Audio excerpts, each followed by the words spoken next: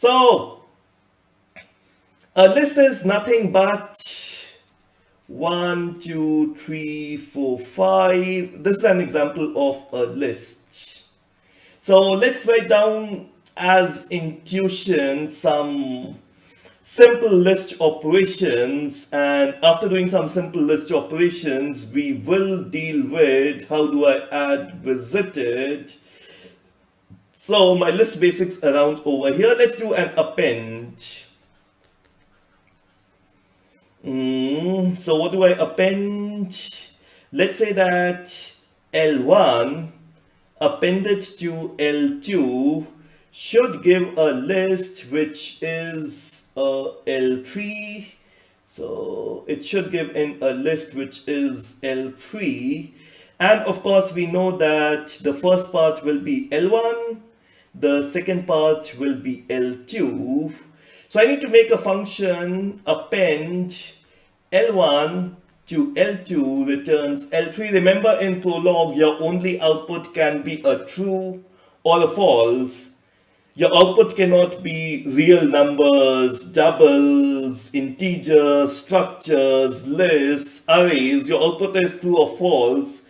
So that's how we take the output. I say L1 appended to L2, does it give me L3? In C++, you say L3 is equal to append L1, L2. In Prolog, you say, does L1 appended to L2 give me L3? So you ask it as a question rather than getting an output. You ask it as a question. Does L1 appended to L2 give me L3, true or false? I'll do it recursively again. Everything is divide and conquer. So let's recurse on L1. So I say this has a head 1 and this has a tail 1.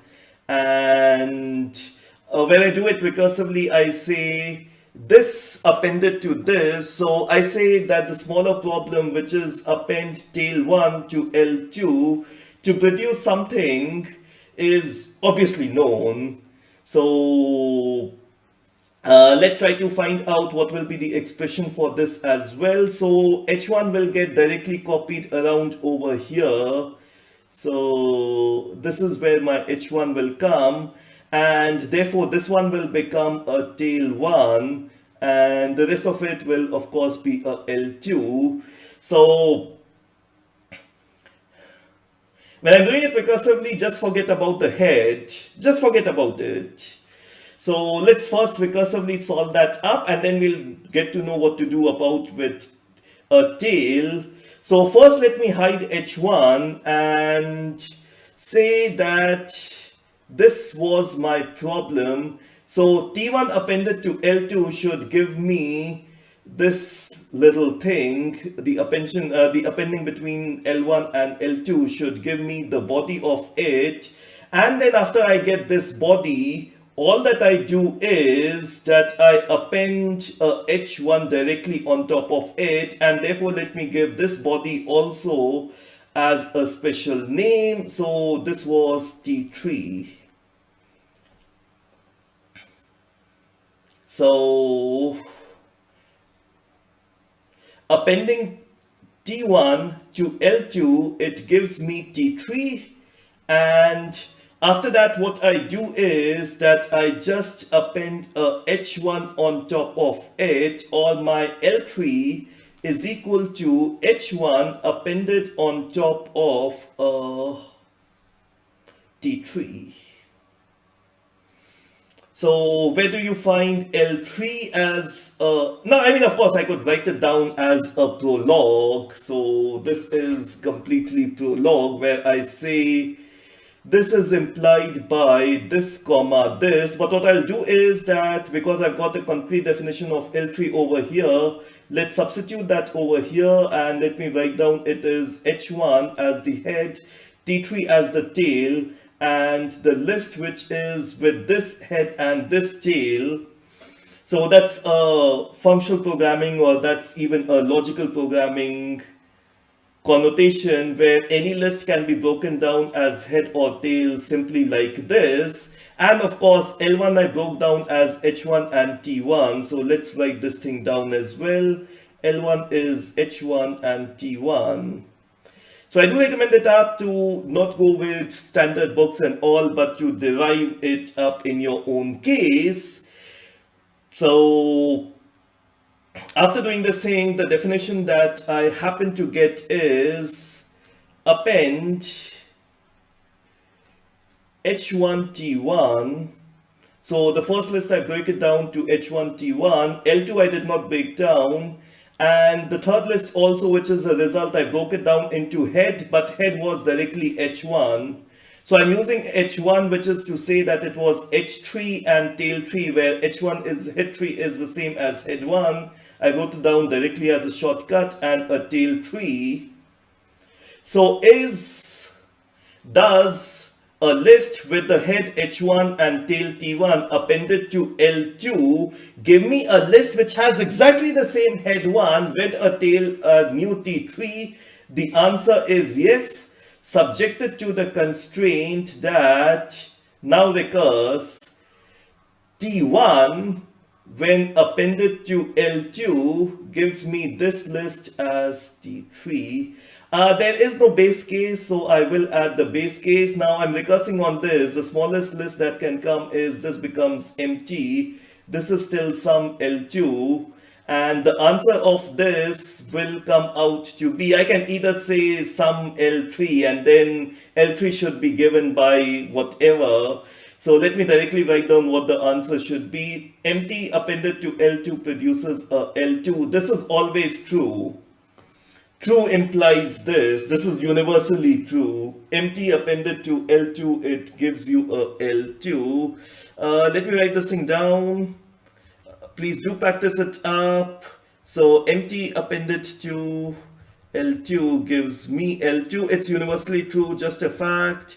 However, the list H1 T1 when appended to L2 gives me a list whose head remains the same as the head of the first list.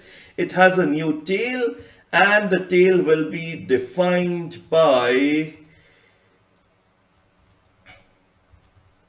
T1 by the constraint that T1 when added to L2 gives me a list which is a T3, and that's also a fact, of course. So let's try. Append empty on 1, 2, and 3 gives me what as output? So I ask that append empty on 1, 2, 3 gives me a list L. What is L? My bad. L is 1, 2, 3. So I say what is 6, 7 appended to 1, 2, 3. What does it give me? It of course gives me 1, 2, 3, 6, 7, 8. I append 1, 2, 2, 3, 4, 5. What does it give me? It gives me L as 1, 2, 3, 4, 5. No surprise. I do it the other way around. So 1, 2 appended to 3, 4, 5. Does it give me 1, 2, 3, 4, 5? Yes. Now I say, what appended to 3, 4, 5 gives me 1, 2, 3, 4, 5? Answer is 1, 2 appended to 3, 4, 5 gives me 1, 2, 3, 4, 5. And there is no other substitution. Let's try the other way around. 1, 2 appended to what gives me 1, 2, 3, 4, 5. Answer is 1, 2 appended to 3, 4, 5 gives me 1, 2, 3, 4, 5. So it's not that given input, find output, which was the last statement. You can find input as well. Prolog is not defining things in terms of the standard C, C++ input and output. I could give an output and ask for input. So 1, 2 appended to L gives me 1, 2, 3, 4, 5. What is L? What is that substitution? I could try more. L1 appended to L2 gives me 1, 2, 3, 4, 5. Is there L1 and L2 possible? Yes. L1 is empty. L2 is 1, 2, 3, 4, 5. This statement is true. Empty appended to 1, 2, 3, 4, 5 gives me 1, 2, 3, 4, 5. Are there more substitutions? Yes. L1 is equal to 1 and L2 is 2, 3, 4, 5 also gives me this list. Are there more substitution possible? Yes. L1 is 1, 2 and L2 is 3, 4, 5 also gives me the same thing. There are more answers. And as you can see, all the answers are absolutely given around over here. Now, what I do is I say that give me all the elements before 3. Give me all the elements before 3. And can I answer this question without doing any more programming? And the answer is yes. L1, when appended to a list which has its head as 3, tail as L2. Now let me call it as before and after. So that's before 3, that's after 3. So before, when appended to a list which has 3 as its heads and something later on, does it give me 1, 2, 3, 4, 5? Yes. Before is 1, 2. So 1, 2 appended to a list whose head is fixed to 3, followed by 4, 5. It gives you 1, 2, 3, 4, 5. So with just one thing, I've got what is before 3, what is after 3. I did not even write down a line of code. How cool. There's only one such substitution possible. If you want, you can only get before. So I say I don't need after. I give it an anonymous name. Underscore, it means anonymous. It means take a variable name yourself. Lambda functions in functional programming. Take a name yourself. I don't care about what variable name you take. I don't care about what you assign. Don't give it to me as output. So underscore. So that's my before. By the way, only the first one needs to be capital, not the entire one. That's up to you. I'd say I just need after 3. So before, I don't care. Of course, it gives you the same thing. Now let's go with, what if you just need immediately before 3 and immediately after 3? Wonderful. So let's do it immediately after 3. So I say after 3, there will be something which will be after followed by anything I don't care.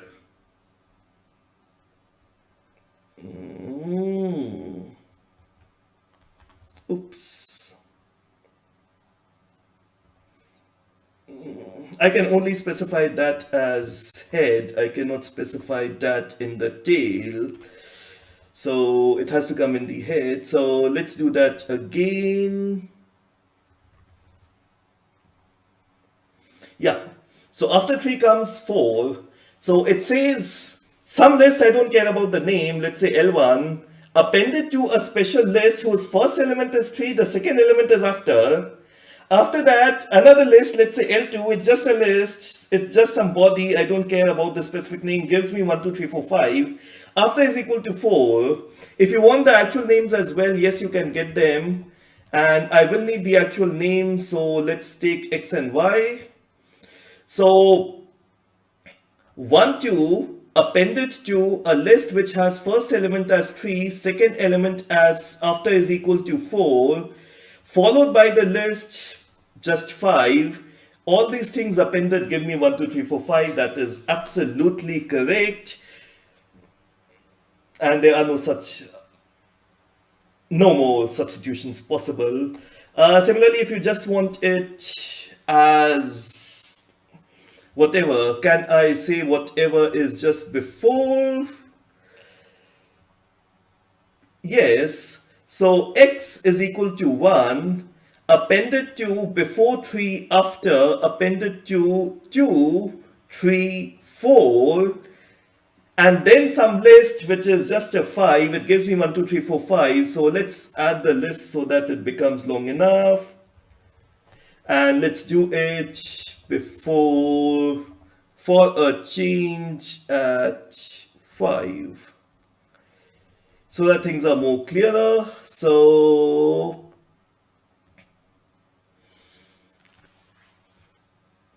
X 1, 2, 3 appended to before 5, after 4, 5, 6, and then some list 7, 8, 9 gives me the list 1, 2, 3, 4, 5, 6, 7, 8, 9. So I can get the complete list before, the complete list after.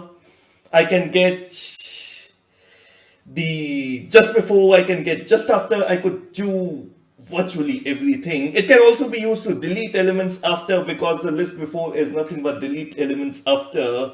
I could use it exactly the way that I like. So I mean, it's more flexible, and the good thing is that it gives me all the substitutions here. Of course, as you know that because of this 5 restriction, there will be nothing but exactly one output, which is possible for this specific input. So what I'll do around over here is, this was to do with list, and let's define in maybe some more functions to this and see what really happens. So I say a member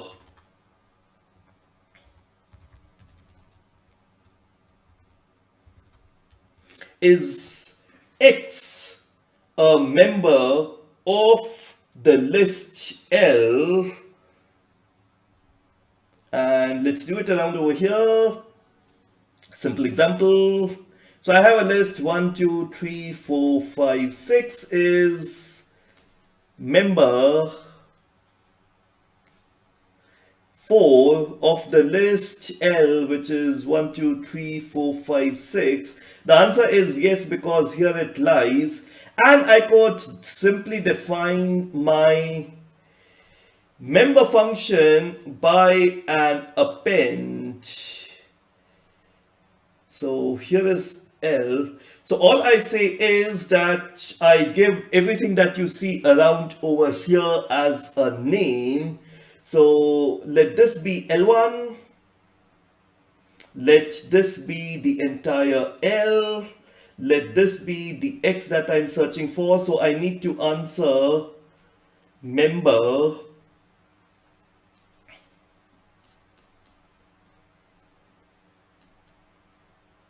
This is implied by the fact that there is one such list L which appended to another list, which is say L2, gives me the list L such that X is the head of L2.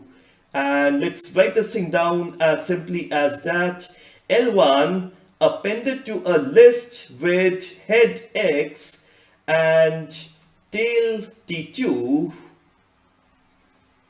it gives me the list L as output. If one such thing, L1, L2, and T2 exists, then yes, X is a member, otherwise no. So let me quickly write this thing down. Member X of L is implied by, can I append to a list L1 something which by the way could be empty, has a head H and it has a tail T2, and it gives output the same list L. Now, unfortunately, if you will try to run it, what will happen is, no, it's not a fact. So it gives you an error. Now, if something should not be named because it has only one occurrence, it's a singleton, and you will have to use anonymous name. So I say, give it an anonymous name. And when I give it an anonymous name, the answer is of course true. 1 is a member, 5 is also a member, and let us say 10 is not a member. So that's member in terms of append. What more? So if you want to define a prefix, now I'll define everything as append. That's the thing. I know how to trick Prolog. So is, let's say the list L1 a prefix of the list L. So I'll define everything recursively. I'll define everything as append. So that's my list L, and I assume of course L1. So let's give it a name. Let's give it a name L2. This relationship is true if L1 appended to L2 gives me L. So L1 appended to L2 gives me L. Are they singletons? Yes, there is a singleton, and I will remove that up eventually. So is L1 a prefix of the list L?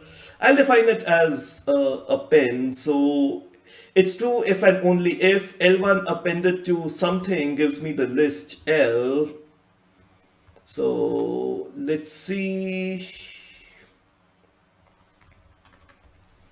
Prefix is 1, 2, 3 the prefix of 1, 2, 3, 4, 5, 6? Yes or no? Yes, it is a prefix. What if 1, 2, 7? Nope, it's not a prefix. And similarly, you could do it for the suffix as exactly the opposite. So now I'll define everything in terms of append. That's my L. I need to say suffix L1 of L. So that's my L. If it's a suffix, then this is where L1 will lie. So of course, this is where L2 will lie, which means L2 appended to L1 should be L, and this is a singleton. So I'll just use underscore. So suffix L1 of L if and only if I append something to L1 and it gives me L. Boom. So suffix. So is 1 to 7 the suffix of 1, 2, 3, 4, 5, 6? The answer is of course false. However, if I say 4, 5, 6, is 4, 5, 6 the suffix of 4, 5, 6? The answer is true. And of course, if you are wondering why didn't I do this, I should have done that. 1, 2, 3, 4, 5, 6 is the suffix of 1, 2, 3, 4, 5. So is 2, 3, 4, 5, 6. So is 3, 4, 5, 6, 4, 5, 6, 5, 6, 6. And this thing. If you are wondering why didn't I do this,